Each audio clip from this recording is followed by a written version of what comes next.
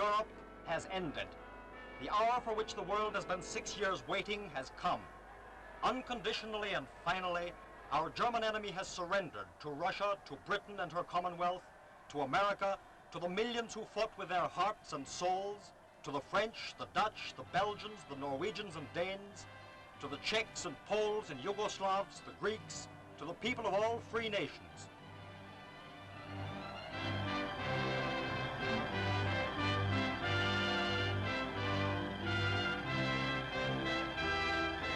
But in the midst of celebration, we must remember that unity which won us victory, which, with our continued labor, will win for peace and freedom the years to come. Let us look back and see how this hour has come about. By our knowledge, we may assure that the suffering will bear fruit, that the dead will not have died in vain.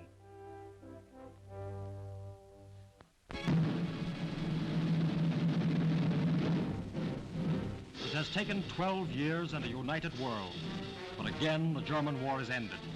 For the second time in a generation, a world has been driven to the brink of disaster, and many times this war has been almost lost. The German army was a tough, strong, mechanized force. It had a powerful air fleet. In the end, so had we, the rest of the world. It had an army of hard, well-trained fighting men. But after bitter years, the free armies were harder. There are still terrible problems to be solved, but not as these men thought to solve them, by turning their backs on humanity. Britain, with 700 years of freedom in her veins, said no. The 160 million workers of the Soviet Union said no. Democratic America, the new and rising world, said no. Beware a united world from east and west, Bismarck, Moltke, Clausewitz had said. But they turned their backs on history too. And they struck. In disregard of her own pledged word, in disregard of the world's opinion, on the 1st of September 1939 they attacked the Polish state. Here, Germany, in her first armed aggression, began the war, began the death, began the pain that was to end on her own soil. The Polish people who saw their children die, their cities destroyed, their men killed or carried into captivity, the Polish people will not forget. And Germany, too, began to pay the price. England and France declared war for the second time in 25 years. It is not only nations that make war, it is people who suffer war. To begin with, the French and British people. It is people who suffer loss of their children, loss of their homes, their work, loss of their future hope, loss of their old age in peace, loss of their much rare love. In Paris, as in London, for the second time in 25 years, they sent their children, their future, into safety. But Germany did not strike at England or France yet. On the 9th of April 1940, it struck at Denmark and Norway. In a disunited world, in a world where free men had not yet found their common cause, German aggression struck at them nation by nation and flung them down.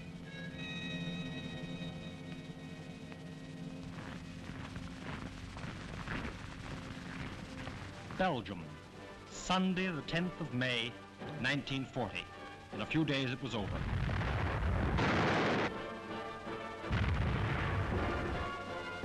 Luxembourg, that stood alone, neutral, alone.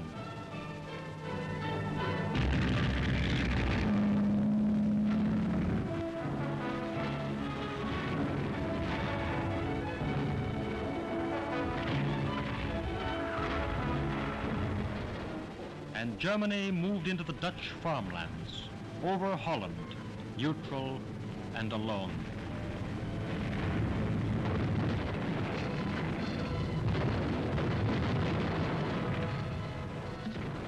This was Rotterdam, without reason destroyed after the signing of an armistice.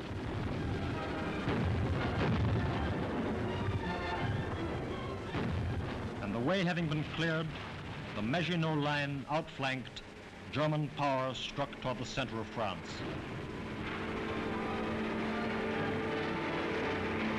This is what war means. Not places captured, not victories or defeats, but that ordinary people who work at plows and machines and desks, who sometimes sit in theaters, ordinary people should flee in hunger and panic, destitute and without friends, because in a world of every man for himself, they were alone.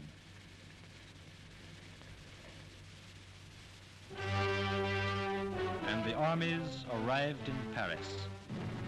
Here was the German triumph. Bury the dead. Let the grass grow.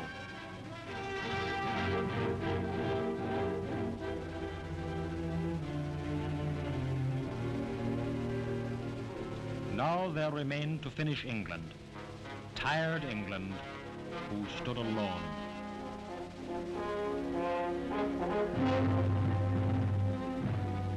Some were dead already. Their equipment was shattered or sunk. And the German army, hard and battle-trained.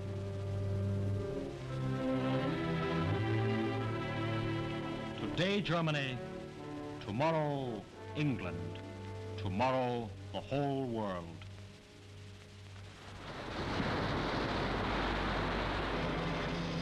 For England, without arms, without troops, without allies, that tomorrow almost came.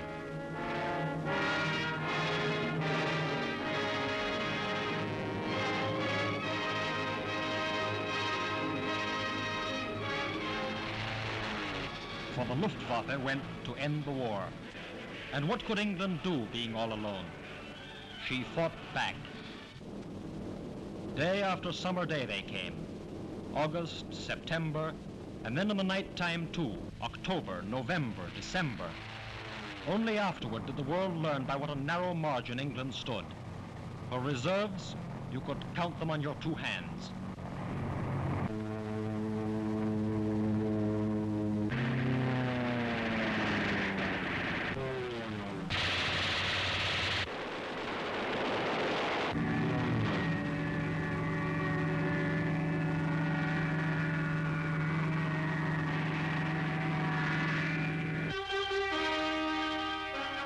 It looks easy being already done. The doing was what counted. It took labor and tears and blood being alone. But Germany in all its power had not known what the whole world discovered, that there is a strange, inexplicable trait in men that makes them rather die than knuckle down, that makes them cry, "Thus far and no farther." England stood and held the West and waited.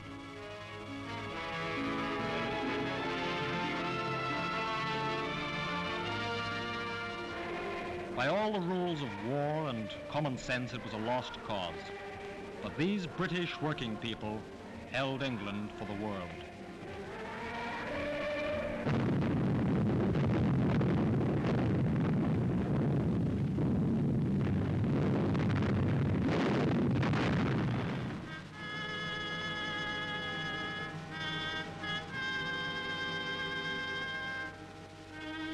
It was here also that Germany experimented with total war.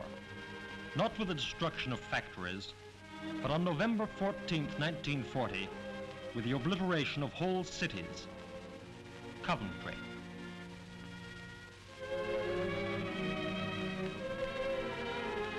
But calmly, confidently, England fought back, waiting for the rest of the free world to come to her aid.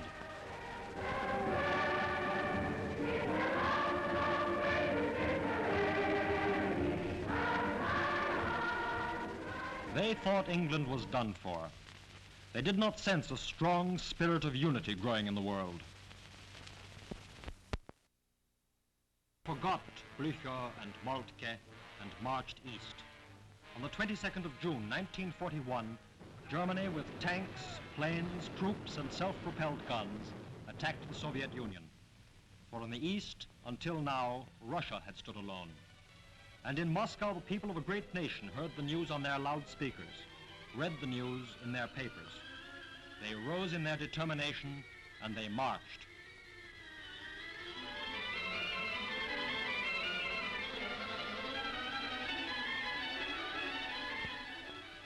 They built themselves an army.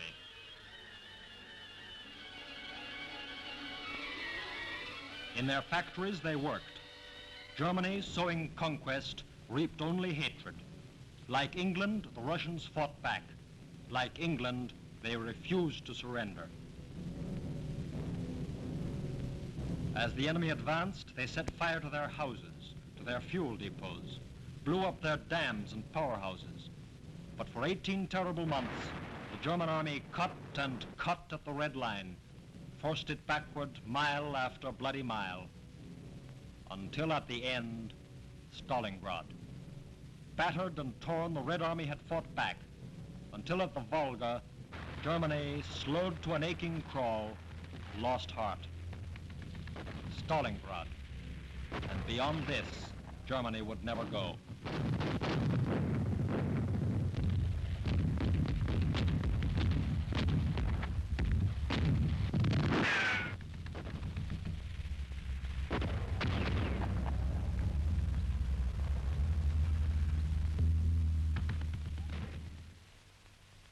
And all this while, over 1,000 miles away to the northwest, lay another heroic city, Leningrad, cut off, surrounded, under siege. In Leningrad, they died of exhaustion in the factories. They died of shell fire in their beds. They died of hunger in the streets. But though surrounded, they were not alone, for Germany had forged a ring of enemies around herself, stronger than all her armies. And the tide turned. In January of 1943, at Stalingrad, the Red Army struck. Like mighty shears, they cut the German line, and Red Army troops, joyously meeting from north and south, having thus surrounded the 6th German Army, drove west. In a cold cellar, Field Marshal von Paulus surrendered to his conquerors. He and his army had had enough. They were tired to the point of death. And so were these. And so were these. Seeing them, the Red Army renewed with a terrible intensity its battle cry, Śmierć fascistskim zachwatчикам, death to the fascist invaders. But even before this, the free world had become one, and thus dealt aggression the greatest blow of all. Now no nation was alone. After Pearl Harbor, we were united. Now America, too, was the world's military partner. With their backs to the wall, the nations had joined hands. That was the secret of victory. For Germany's allies struck at America, and America struck back. Within 48 hours, she had declared war. Orders went to the factories, to the assembly lines, to the growing army, to the Navy and the Air Forces. With neutrality, with isolation of each unto himself had come defeat. With unity would come victory. Within weeks, American troops were on their way to the Pacific. Within months, American soldiers were rushing the island beaches that Japan had seized. Within a year, American armies were flung round the globe, into North Africa, into Italy, into an attack that was to end only with the surrender of all our enemies.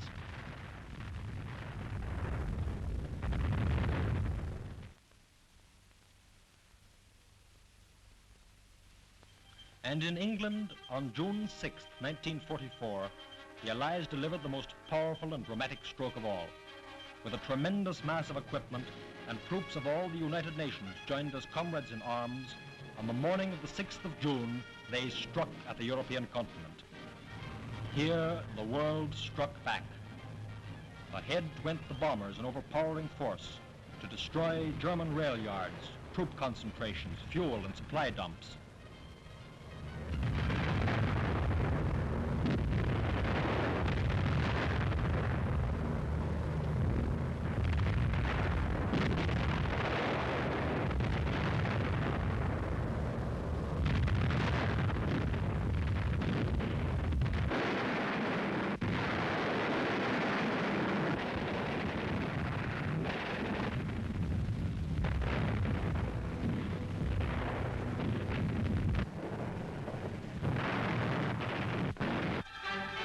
It took 5 years of blood and pain and labor to reap this harvest.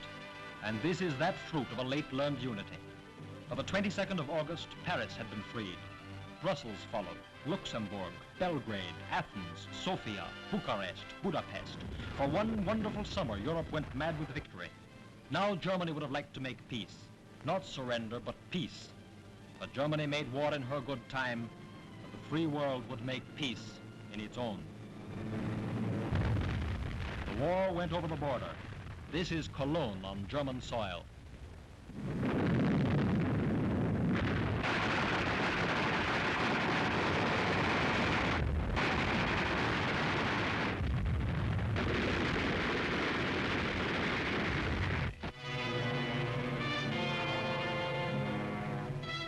These are Germans on the road who had asked for total war. These are Germans in front of air raid shelters.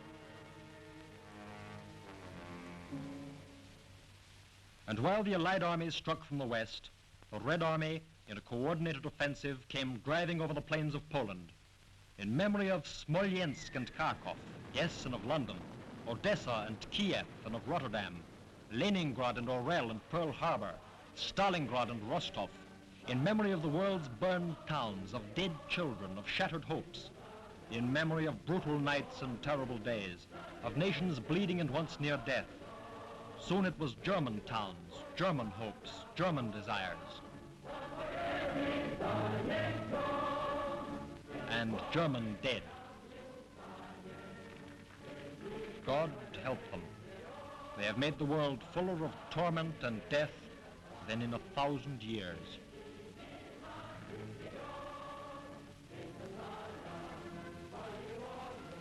While from the west, the Allies struck deep into Germany beyond the Rhine. How many German houses were burned that winter and spring? How many German fields littered? How many German vineyards cut down? There will be silence in Germany for a long, long time. The German people who allowed its leaders to lead it into war have discovered the tragedy of war. This is Germany, land of darkness, of moral collapse. And a united world has learned through its dead, through its much pain, that only in unity of us all is there hope for any of us. If we forget that, in the end this long war will have been in vain. Germany. These German people have never in their history fought for their own internal individual freedom.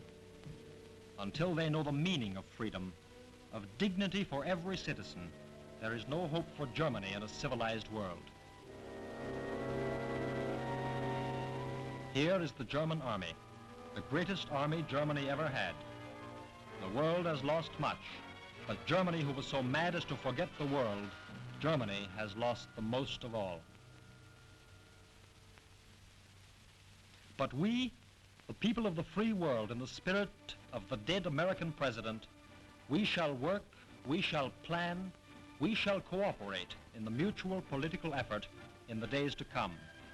Allied forces joined hand to hand are still fighting a strong and resolute enemy in the Pacific. But together, our military effort will grow ever easier. We look beyond that.